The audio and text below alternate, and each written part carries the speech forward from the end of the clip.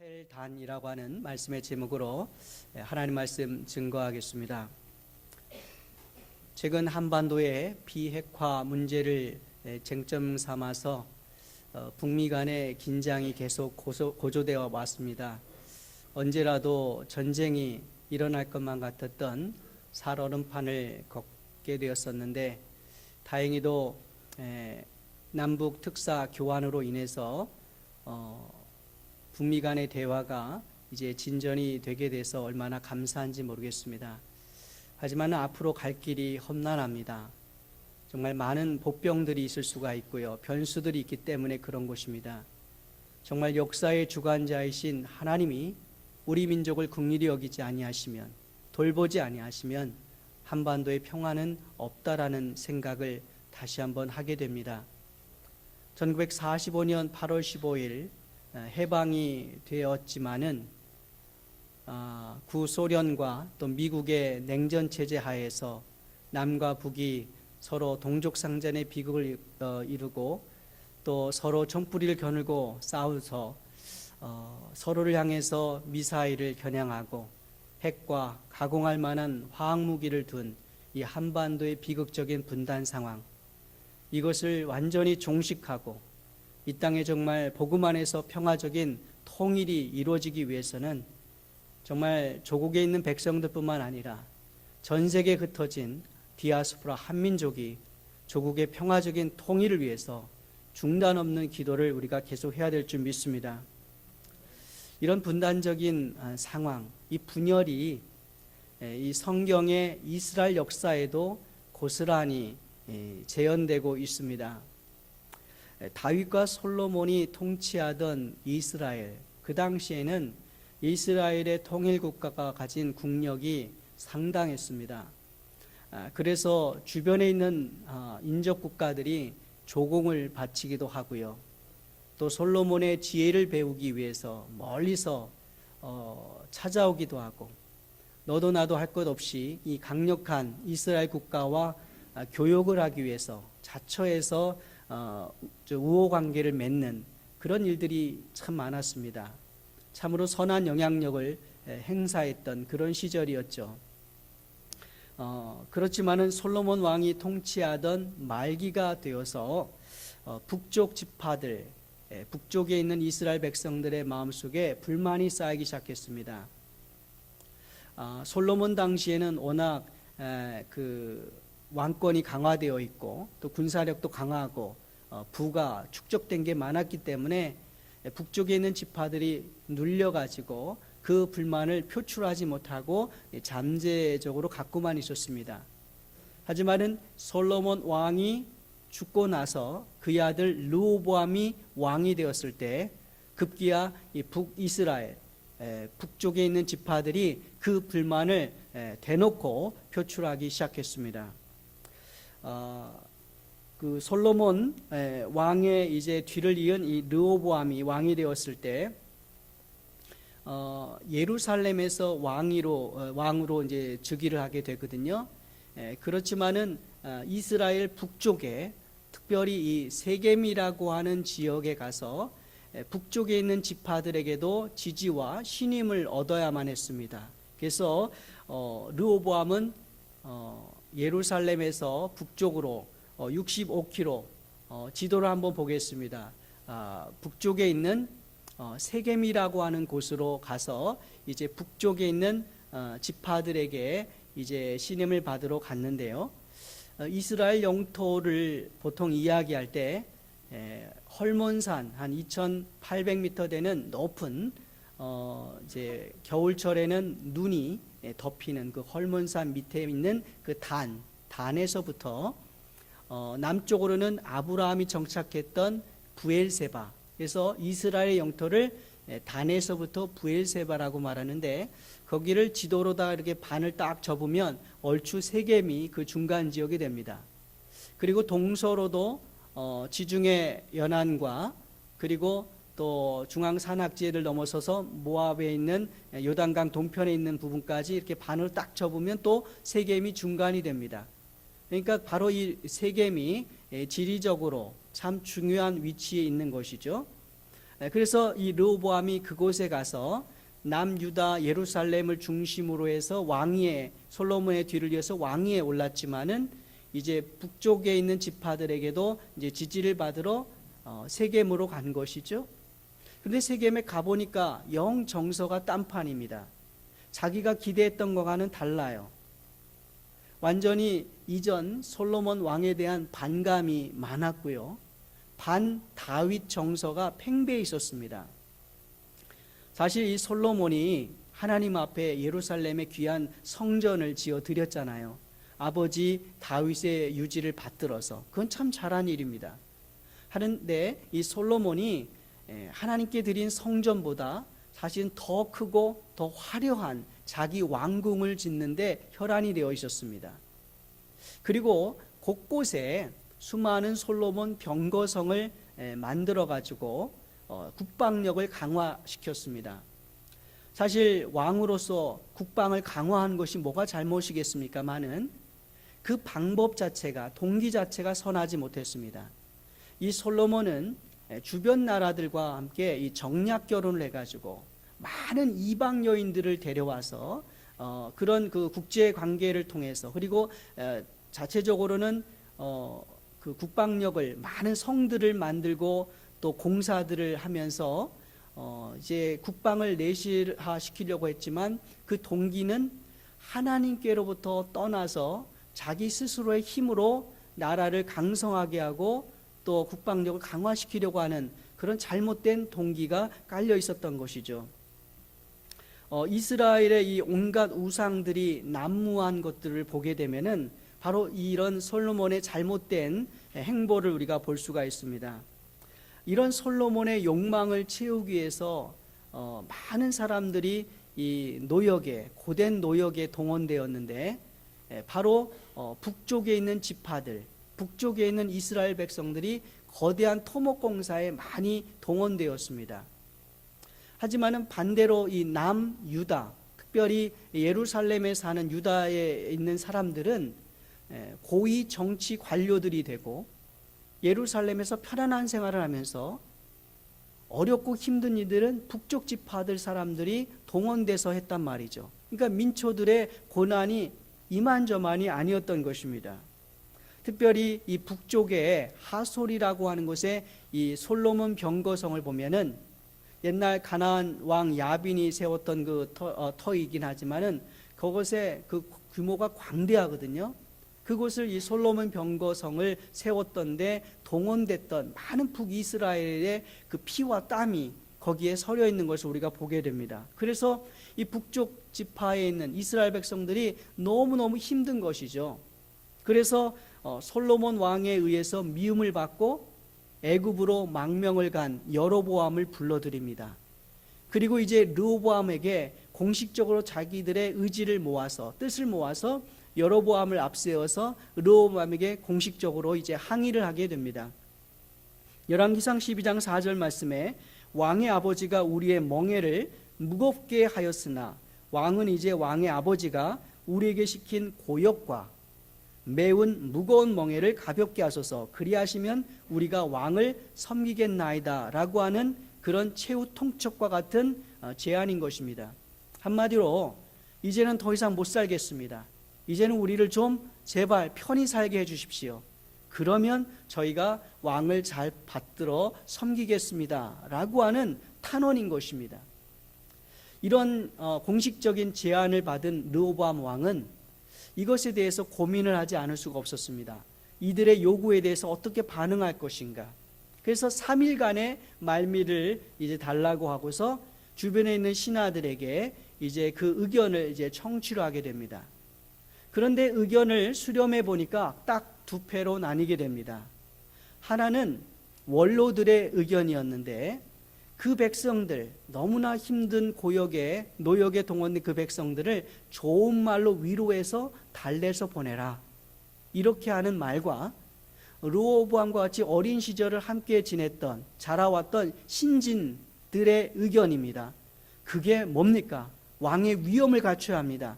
그래서 솔로몬 때보다 더 멍에를 무겁게 하고 전갈 채찍으로 징계하리라, 이런 말로 왕의 위엄을 세우라고 하는 조언을 듣게 됩니다. 이 두 가지 조언 속에 르호보암은 젊은 사람들 신진의 의견을 듣고 따르게 됩니다. 그 결과 10지파는 이제 완전히 르호보암으로부터 등을 돌리게 됩니다. 반 다윗 정서가 이제 확산이 됨으로써 10지파가 완전히 떨어져 나가게 되는 것이죠. 그래서 북쪽 지파의 사람들은 따로 모여가지고 여로보암을 왕으로 세우고 북이스라엘로 따로 떨어져 나가게 됩니다. 이것이 비극적인 이 이스라엘의 분단의 상황인 것입니다. 하지만 이것은 하나님의 예언의 성취였습니다. 하나님은 열왕기상 11장에서 여러 차례 솔로몬에게 경고를 하셨습니다. 너희는 다른 이민족과 통혼하지 말라.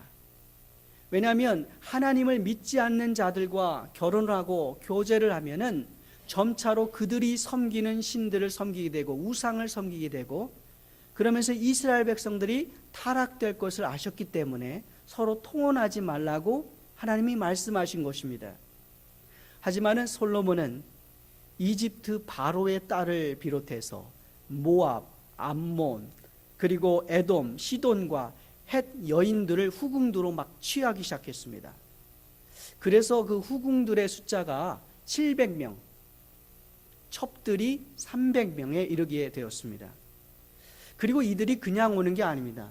다 자기들이 섬기는 신들을, 우상들을 가지고 오거든요. 그래서 하나님의 이 우려대로 이 솔로몬 왕을 비롯해서 이스라엘 백성들이 이 외국에서 가져온 우상들을 섬기기 시작합니다. 그래서 시돈 사람의 여신 아스다롯을 섬기고 암몬의 신 밀곰을 따르기 시작합니다.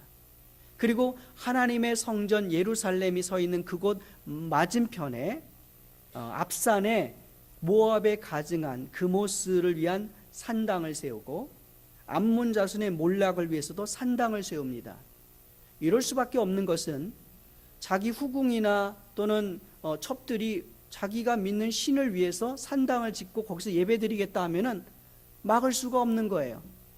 그래서 버젓이 하나님의 성전이 있는 맞은편 산에다가 산당들을, 우상들을 세워놓기 시작한 것입니다. 이 때문에 하나님께서 2번씩이나 나타나서 솔로몬에게 경고하고 또 정말 경계하셨습니다. 하지만은 솔로몬은 듣지 않았어요. 그러자 하나님께서 하나님 마음에 합한 다윗을 위해서 솔로몬 때에는 그런 심판을 내리지 않겠지만은 그 다음 때에는 내가 반드시 이 나라를 내게서 빼앗아 내 신하에게 주리라 라고 하는 심판의 예언의 말씀을 하신 것입니다. 하지만 이 말씀이 선포되었더라도 그때라도 솔로몬이 회개하고 뉘우쳤으면 하나님은 회개하고 돌이키는 자녀를 또한 용서와 긍휼로 베푸셨을 거예요. 그러나 솔로몬은 계속 그런 우상 숭배의 길을 계속 걸어갑니다. 그 결과 결국 그 심판의 예언이 그 아들 때의 르호보암 때에 이루어지게 된 것이죠. 이제 북쪽 지파의 지지를 등에 업고 왕위에 오른 여로보암. 그런데 이 여로보암에게 한 가지 고민이 있었습니다. 그 고민은 뭐냐면은 자기는 다윗의 혈통을 따르지 않았거든요. 다윗 왕조의 계보를 잇는 정통성이 자기에게는 없었던 것입니다. 이게 근심이 된 거예요. 게다가 매 절기 때가 되면은 북쪽이나 남쪽이나 할 것 없이 모든 이스라엘 백성들이 남유다에 있는 예루살렘에 있는 하나님의 성전에 가서 제사를 드려야 되거든요. 그래서 지금은 10지파의 지지를 입고 왕이 되었지만은 언제든지 북쪽에 있는 지파들의 마음이 돌아서게 되면은 자기 민심이 이반되면 자기를 버리고 남유다의 왕인 르호보암을 따라갈 것이다라고 하는 그런 항상 우려와 근심이 있었던 거예요. 이것을 계속 끙끙 앓면서 고민하다가 여로보암이 생각해낸 게 뭐냐? 이제는 더 이상 예루살렘에 가서 제사 드릴 필요가 없게 만드는 것, 곧 북쪽에서 가장 영험하다고 하는 단에다가 제단을 만들고 또 베델에다가 제단을 만들면 거기에 북쪽에 있는 이스라엘 백성이 거기 가서 예배를 드리고 제사를 드리게 하면은 남쪽에 갈 필요가 없다라고 하는 그런 결론에 이르게 되어 제단을 만들게 된 것입니다. 여러분, 이 단이라고 하는 것은 북쪽의 관문이라고 할 수가 있습니다. 이스라엘의 젖줄인 이 요단강에 가장 많은 수원이 바로 이 단에서부터 흘러나옵니다. 그래서 이 단에서 엄청난 많은 물이 나오기 때문에 중동에서도 최대의 수원지를 자랑합니다. 이곳에 가면은 사시사철 푸르름이 넘쳐납니다. 얼마나 시원하고 맑은 물이 그냥 콸콸콸콸 흘러나오는지 정말 모릅니다. 그래서 이스라엘을 방문할 때 여기 단을 가게 되면은 이 일대가 얼마나 풍부하고 그리고 풍요롭고 그리고 마치 에덴 동산과 같다는 것을 우리가 실감을 하게 됩니다. 남쪽의 척박한 유대 광야는 도저히 못 살 것 같은데 이곳에 가면은 정말 젖과 꿀이 흐르는 땅이라고 하는 표현이 딱 맞는 그런 땅이 바로 저 텔단이라고 하는 곳입니다. 이렇게 살기 좋은 곳이기 때문에 고대로부터 많은 우상을 섬기는 사람들이 있었는데, 반면 이 베델은 아브람과 야곱이 제단을 쌓은 곳이죠. 그러니까 이 여로보암이 두 곳에 제단을 쌓은 곳입니다. 이래서 여로보암은 순전히 정치적인 이해 득실을 따져가지고 예루살렘에 있는 성전에 못 가게 하기 위해서 예배드리지 못하게 하기 위해서 단과 베델에 제단을 쌓은 것입니다. 저기 텔단, 이 텔이라고 하는 뜻은 언덕을 이야기합니다. 단인데 저곳에 가면은 그전 역사적으로도 많은 우상을 섬겼던 곳이긴 한데, 특별히 여로보암 당시에 그 다음 장면을 보면 여로보암 당시에 이 여로보암이 저기 이제 지금은 이제 쇠로 이렇게 만들어놨는데 저기에 높은 단을 세워가지고 그 위에다가 황금 송아지를 세웠습니다.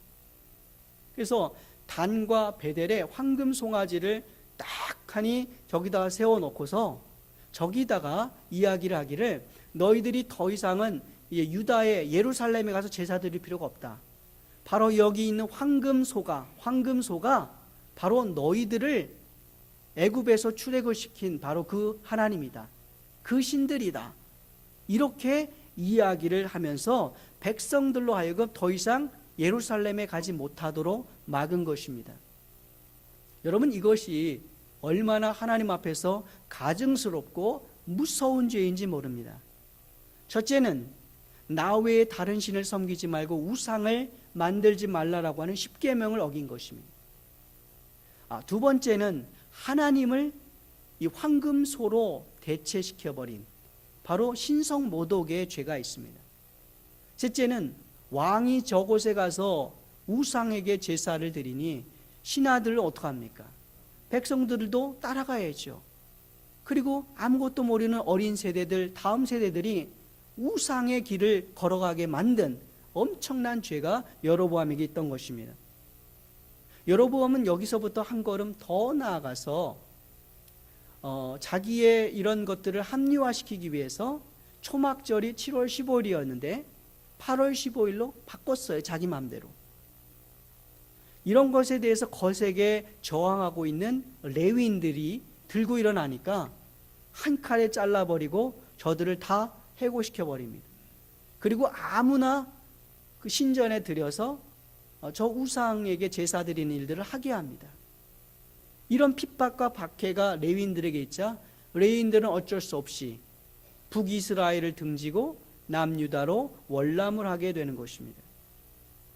그래서 소망 없는 북이스라엘, 때로는 선지자가 나타나서 하나님의 말씀을 전하기도 했지만은 그 말씀이 구체적으로 실현되게끔 가르치고 또 예배를 하게 하는 레위인들이 다 없기 때문에, 다 남쪽으로 갔기 때문에 북이스라엘은 더 이상 소망이 없는 우상이 득실한 땅이 되어버리고 만 것입니다. 이런 모습을 보게 되면은 북한에서 벌어진 기독교 박해와 참 유사하다는 생각을 합니다. 북한이 1945년 해방 이후에 공산화가 되면서 마르크스 레닌 공산주의가 북한을 지배하게 됩니다. 그러면서 교회란 교회는 다 못질을 해서 폐쇄를 시키고, 그리고 많은 목회자들과 성도들을 처형하기 시작합니다. 그래서 어쩔 수 없이 신앙의 자유를 찾아서 많은 목회자들과 성도들이 남으로 내려가게 되죠. 그래서 내려가서 세운 교회들이 많이 있습니다. 북한에서 피난 와서 세운 교회들, 부산의 영주교회, 군산의 군산교회들, 또 6.25 동란 때의 피난민들이 세운 또 영락교회들, 많은 이북에서 온 사람들이 세운 교회들이 참 많고요. 또 이북이 다시 이제 통일이 되면은 이북에 가서 복음을 전하겠다, 다시 교회를 수복하겠다라고 하는 뜻에서 이북 노예 이름들을 그대로 갖고 있는 노예들이 있습니다. 용천 노예라든지 평양 노예라든지 이런 노예들은 다시 한번 통일의 문이 열리게 되면 저 무너진 북한 땅에 가서 그 교회들을 다시 재건하겠다고 하는 그런 기도의 제목을 갖고 소망을 갖고 주님을 섬기고 있습니다. 이제 북한은 김일성과 김정일의 우상화의 노름이 되고 그들의 주체 사상을 강조하면서 그 교회 땅에 정말 우상화 동상들을 지금 세우고 있는데 우리들이 사명이 있습니다. 그거는 복음 안에서 평화적인 통일을 이루어서 저 북한에 무너졌던 교회를 다시 재건하고 다시 수축하고 복음의 기쁜 소식을 전해야 되는 사명이 바로 조국에 있는 백성들뿐만 아니라 디아스포라 우리 한민족에게 이 사명이 있다는 것을 우리는 잊지 말아야 할 것입니다. 어쩌다가 젖과 꿀이 흐르는 저 아름다운 비옥한 단, 저 텔단이라고 하는 땅이 이렇게 우상을 섬기는 땅이 되었습니까? 그것은 순전히 자신의 정치적인 목적으로 하나님의 신앙을 변질시킨 여로보암의 죄 때문입니다. 그래서 성경에서는 두고두고 여러 왕들을 평가할 때 선한 왕은 다윗의 길을 걸었다 그러고 악한 왕은 여로보암의 길을 걸었다라고 말합니다. 그러니까 악한 왕의 대명사가 여로보암입니다. 그 죄가 그만큼 크다는 거죠. 요즘 한국이나 미국의 정치인들 가운데 자신의 입지와 정치적인 후원 세력을 등에 얻기 위해서 기독교를 여로보암처럼 이용하는 자들이 많이 있습니다. 또한 이들을 후원하는 사람들은 그 사람이 단지 교회 다닌다고 하는 이유로 막연히 그 사람을 후원하면은 기독교의 득이 될 것처럼 착각하는 사람들도 많이 있습니다. 하지만 정말 이 정치 지도자가 하나님 앞에서 올바로 서 있는가, 정말 하나님을 경외하며 진실한 신앙의 소유자인가를 분별해야 할 줄 알아야 돼요. 어떤 경우는 차라리 그 사람이 기독교인이 아니었더라면은 하나님이 덜 욕먹고 전도의 길이 막히지 않을 수도 있었을 텐데 라고 하는 사람들도 많이 있습니다. 무슨 말입니까? 단순히 하나님 얘기한다고 교회 얘기한다고 믿어서는 안 된다는 것입니다. 하나님을 팔아 입속을 차리는 자들을 경계해야 한다는 것입니다. 여러분 여로보암의 경우 한번 생각해 보세요. 겉으로 보면은 하나님을 위한다고 단과 배달에 제단을 쌓았잖아요. 아마 예루살렘에 더 경제의식을 가지고 더 많은 소와 양들을 잡아가지고 제사를 거창하게 했을지 모르겠습니다. 그리고 백성들에게는 물량공세로 환심을 샀을지 몰라요. 하지만 그는 하나님을 황금송아지로 바꾸고 자기의 정치적인 입지를 위해서 우상제단을 세우고 초막절을 바꾸고 하나님의 종들을 내어쫓은 악한 왕입니다. 악한 지도자입니다. 우리는 이것을 분별할 수 있어야 됩니다. 사랑하는 여러분, 에덴 동산과 같은 텔단이 우상 숭배의 본산지로 변질된 것을 보면서 우리들은 회개할 것이 없는지 이 시간 성찰할 수 있기를 바랍니다. 하나님을 믿는다고 하면서도 내 욕망과 내 필요를 채우기 위해서 교회를 하고 있지는 않은지, 여로보암처럼 내가 원하는 것을 위해서라면 하나님도 교회도 팔고 있지는 않은지, 오늘 이 시간 우리 안에 있을지도 모르는 이 여로보암과 같은 이 기회주의적인 신앙, 하나님을 온전히 섬기지 못하고 자기의 이익에 맞게 변질시키는 이 정말 편리주의적이고 불신앙적인 모습은 우리에게 없는지, 나에게는 없는지 철저하게 회개해야 할 것입니다. 그럴 때 단에서 흘러나온 물이 요단강을 통해서 이스라엘 전역을 적시듯이 정말 우리를 통해서, 회개하는 우리를 통해서, 우리 중앙교회를 통해서 하나님의 생수의 강이 이 미국을 적시고 조국을 적시고 세계를 적시는 그런 아름다운 교회와 성도들이 되기를 간절히 축원합니다.